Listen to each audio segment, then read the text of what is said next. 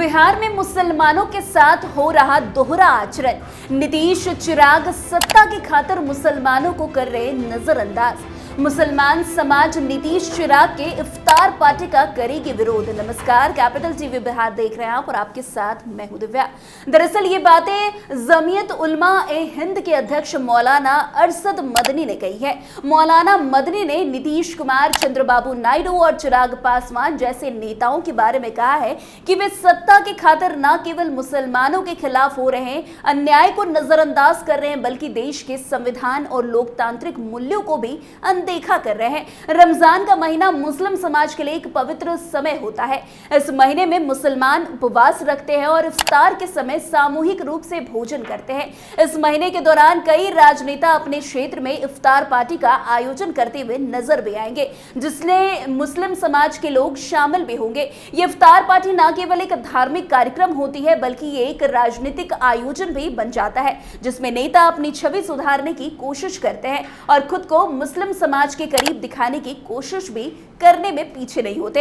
हालांकि इस बार रमजान के महीने में जमीयत उलमा ए हिंद ने महत्वपूर्ण निर्णय ले लिया है, जिसके तहत उन्होंने कुछ प्रमुख नेताओं की इफ्तार पार्टी से दूरी बनाने की बड़ी घोषणा की है। इन नेताओं में बिहार के मुख्यमंत्री नीतीश कुमार, आंध्र प्रदेश के मुख्यमंत्री चंद्रबाबू नायडू और केंद्रीय मंत्री चिराग पासवान जैसे नेता शामिल है। वैसे जमीयत उलमा ए हिंद का ये कदम उनके द्वारा उठाए गए एक सांकेतिक रूप में भी देखा जा रहा है, जो उन नेताओं के खिलाफ है जिन्होंने मुसलमानों के खिलाफ हो रहे अत्याचार और अन्याय पर चुप्पी साधी हुई है।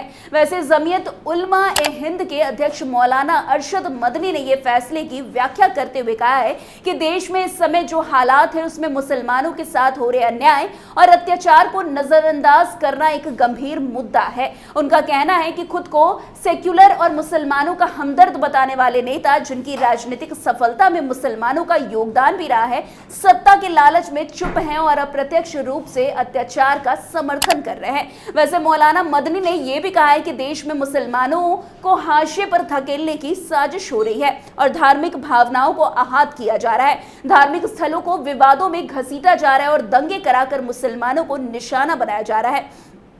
इन घटनाओं पर तथा कथित सेक्युलर नेताओं ने आंखें मूंद रखी है। ऐसे में जमीयत उलमा ए हिंद का यह निर्णय उन नेताओं के खिलाफ एक प्रतिकार के रूप में माना जा रहा है। वैसे मौलाना मदनी ने नीतीश कुमार, चंद्रबाबू नायडू और चिराग पासवान जैसे नेताओं के बारे में कहा है कि ये नेता न केवल मुसलमानों के खिलाफ हो रहे अन्याय को नजरअंदाज कर रहे हैं, बल्कि वे देश के संविधान और लोकतांत्रिक मूल्यों को भी अनदेखा कर रहे हैं। उनका साफ कहना है कि नेताओं का रवैया मुसलमानों के मामले में पूरी तरह से असंवेदनशील है और ये रवैया उनके दोहरे चरित्र को उजागर करता है। वैसे जमीयत उलमा ए हिंद का यह निर्णय एक सांकेतिक विरोध माना जा रहा है, जो उनके नेताओं के खिलाफ एक शक्तिशाली संदेश भेजता है। इस निर्णय के तहत जमीयत उलमा ए हिंद ने यह स्पष्ट कर दिया है कि वे ऐसे नेताओं के आयोजनों में शामिल होकर उनकी नीतियों को वैधता प्रदान नहीं करेंगे। मौलाना मदनी ने देश के अन्य मुस्लिम संस्थाओं और संगठनों से भी अपील की है कि वे इस सांकेतिक विरोध में शामिल हो और इन नेताओं की इफ्तार पार्टी और ईद मिलन जैसे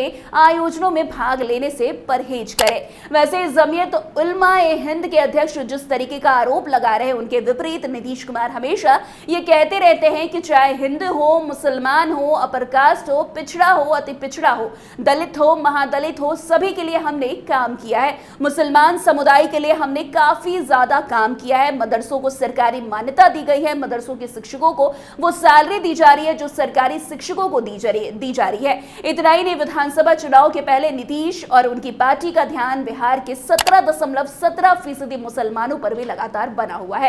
वो राजद के इस मजबूत वोट बैंक को तोड़कर अपने में मिलाने की पूरी योजना भी बना रही है। इस सिलसिले में जेडीयू ने 28 फरवरी को अपने एक्स प्लेटफॉर्म पर एक पोस्ट भी शेयर किया था। इस पोस्ट में मुस्लिम युवाओं को रुझाने के लिए सरकारी नौकरी देने की बड़ी बात भी कही गई थी। इतना ही नहीं, नीतीश राज के मुसलमानों को ये एहसास दिलाना चाहते हैं कि वो ही मुसलमानों के सच्चे हितैषी हैं, इसलिए वो वक्त वक्त पर मुसलमानों को लेकर सॉफ्ट बयान देते रहते हैं। लेकिन इतना करने के बाद भी मुसलमानों के हितैषी नीतीश कुमार बन नहीं पा रहे हैं। वैसे विधानसभा चुनाव में मुसलमानों की काफी महत्वपूर्ण भागीदारी भी मानी जा रही है और ऐसे में जिस तरीके से नीतीश कुमार, चिराग पासवान को लेकर बड़े आरोप लग रहे हैं, वो कहीं ना कहीं विधानसभा चुनाव में उन्हें नुकसान भी पहुंचा सकती है। वैसे देखा जाए तो इस विधानसभा चुनाव में मुसलमानों को साधने के लिए प्रशांत किशोर में मैदान में कूद पड़े हैं। प्रशांत किशोर लगातार मुसलमानों के लिए बड़ी बड़ी बातें कह रहे हैं। नीतीश कुमार हो, चिराग पासवान हो, चाहे राजद हो या कोई अन्य दल, लगातार मुसलमानों को साधने की बात कर रहे हैं। लेकिन अब